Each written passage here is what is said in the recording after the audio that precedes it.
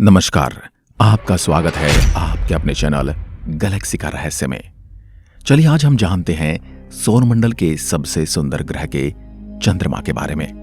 दोस्तों, हमारी पृथ्वी का सिर्फ एक उपग्रह है चंद्रमा, जिसे आप आसानी से आकाश में देख सकते हैं। सोचिए, यदि यह एक चंद्रमा आकाश में इतना सुंदर दिखाई देता है, तो जब आकाश चंद्रमा से भर जाएगा तो है किसी सुंदर सपने से कम नहीं होगा। आज हम बात करेंगे एक ऐसे ही ग्रह की जिसके चंद्रमा की खोज अब तक जारी है और इस ग्रह पर अब तक 80 से ज्यादा चंद्रमा खोजे जा चुके हैं। नमस्कार दोस्तों, आज की वीडियो में हम बात करेंगे सौरमंडल के छठे ग्रह शनि के उपग्रहों की। जैसा कि आप सभी जानते हैं, शनि यानी सैटर्न सूर्य से छठा ग्रह है तथा बृहस्पति के बाद सौरमंडल का सबसे बड़ा ग्रह है। औसत व्यास में पृथ्वी से 9 गुना बड़ा शनि एक गैस दानव है, यानी एक गैस जाइंट है।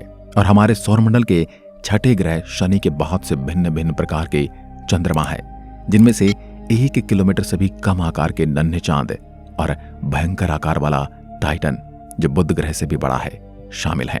शनि के छल्लों में लाखों वस्तुएं शनि की परिक्रमा कर रही हैं, लेकिन इनमें से बहुत से छोटे छोटे पत्थर या धूल के कण मात्र हैं। सौरमंडल के ग्रहों में चांद की संख्या के आधार पर अब शनि नंबर 1 पर पहुंच गया है। शनि पर वैज्ञानिकों ने 20 नए चांद खोजे हैं, जिसकी पुष्टि भी हो चुकी है। शनि ग्रह पर अब कुल चांद की संख्या 82 हो गई है। इससे पहले बृहस्पति ग्रह सबसे ज्यादा चांद की संख्या वाला था। शनि के 20 में से 17 छोटे चांद ऐसे हैं जो ग्रह पर दूसरी दिशा की ओर परिक्रमा करते हैं। पिछले साल ही बृहस्पति के पास शनि ग्रह के 12 नए चांद खोजे गए थे। शनि के पास सबसे अधिक चांद हो गए हैं और भविष्य में कई और छोटे चांद मिल सकते हैं। शनि के 7 चंद्रमा इतने बड़े हैं कि वो अपने गुरुत्वाकर्षण की खींच से स्वयं को पूरा गोलाकार का कर पाए हैं। इन सारे चंद्रमाओं में से 2 वैज्ञानिकों के लिए विशेष दिलचस्पी रखते हैं। टाइटन, जो सौरमंडल का दूसरा सबसे बड़ा उपग्रह है और जिस पर पृथ्वी की तरह नाइट्रोजन गैस से भरपूर पृथ्वी से भी घना वायुमंडल है, और एनसेलेड्स, जिस पर गैस और ध्रुव के फव्वारे हैं और जिसके दक्षिणी ध्रुव की सतह के नीचे पानी का बड़ा जलाशय होने की संभावना है। यानी पानी की संभावना मतलब जीवन की संभावना। बृहस्पति की तुलना में शनि के इर्द गिर्द छोटे चांदों का पता लगाना ज्यादा मुश्किल है, क्योंकि शनि पृथ्वी से बहुत दूर है और ये छोटे छोटे चांद बड़े चांद से टूटकर बने हैं। यह काम शनि ग्रह के निर्माण के समय ही हुआ था।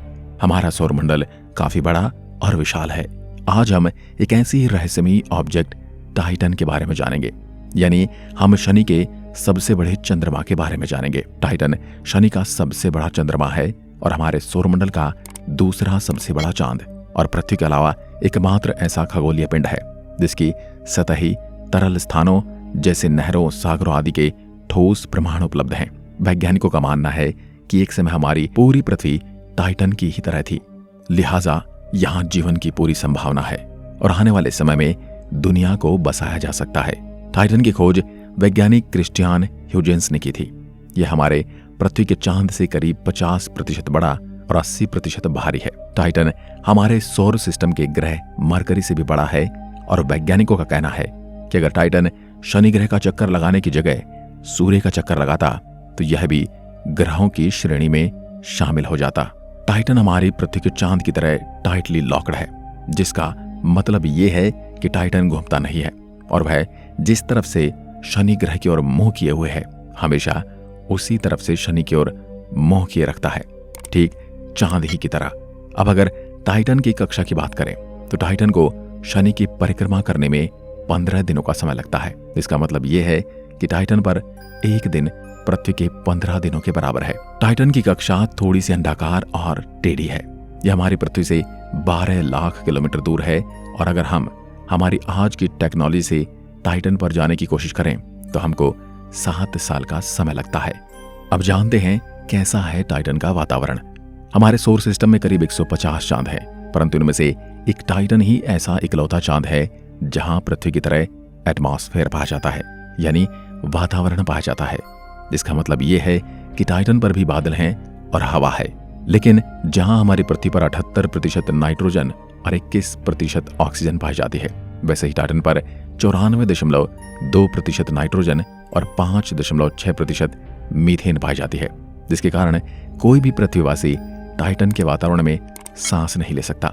टाइटन का एटमॉस्फेरिक प्रेशर भी पृथ्वी से 1.5 गुना ज्यादा है, जिसके कारण वहां पर हम लोग थोड़ा दबाव महसूस करेंगे और इससे हमारी हड्डियां भी कमजोर हो जाएंगी। टाइटन का जन्म, टाइटन के बनने को लेकर वैज्ञानिकों ने कई थ्योरीज दी हैं, जिसमें से सबसे प्रचलित है जायंट इंपैक्ट हाइपोथेसिस, जिसके अनुसार जब शनि ग्रह का जन्म हुआ होगा उस वक्त कोई बहुत बड़ा ऑब्जेक्ट शनि ग्रह से आकर टकरा गया होगा, जिससे शनि ग्रह का बहुत सा मलबा ऊपर अंतरिक्ष की ओर उड़ा होगा और फिर उस मलबे के इकट्ठा होने से टाइटन का निर्माण हुआ होगा। बिल्कुल यही थ्योरी पृथ्वी के चांद के निर्माण के लिए भी दी जाती है। यानी इसका कोई ठोस प्रमाण तो नहीं है, परंतु हमारा ज्यादातर अंतरिक्ष विज्ञान थ्योरीज पर ही टिका हुआ है। टाइटन की खोजबीन कैसे हुई?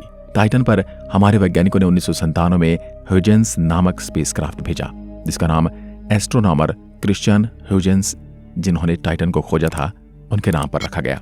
यह मिशन यूरोपियन स्पेस एजेंसी और नासा के द्वारा भेजा व संचालित किया गया था। यह मिशन 18 अक्टूबर 1997 को धरती से शुरू हुआ था और 14 जनवरी 2004 को टाइटन पर उतरा था।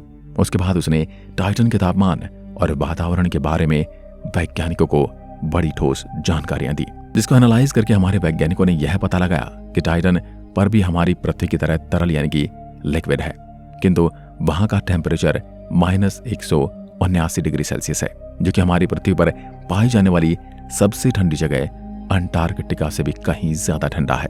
और यह बहुत ही हैरान करने वाली बात थी कि इतने कम तापमान में भी किसी ग्रह पर तरल यानी लिक्विड कैसे पाया जा सकता है, क्योंकि ज्यादातर तरल इतने कम टेम्परेचर पर जम जाते हैं।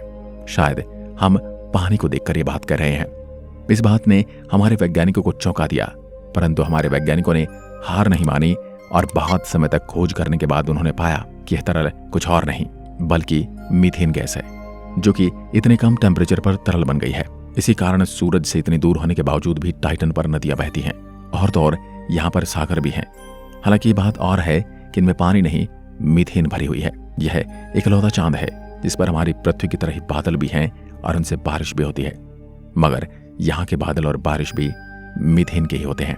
हमारे वैज्ञानिकों ने यह भी पता लगाया कि पृथ्वी भी बहुत वर्ष पहले ऐसी ही प्रतीत होती थी, इसलिए आने वाले समय में यहाँ की परिस्थितियां पृथ्वी की तरह हो सकती हैं और यहाँ भी जीवन के संकेत मिल सकते हैं। अगर आप जानना चाहते हैं कि क्या टाइटन पर जीवन के पनपने के आसार हैं या नहीं, तो इसके लिए आपको देखना होगा हमारा अगला वीडियो। तब तक के लिए नमस्कार, जय हिंद, जय भारत।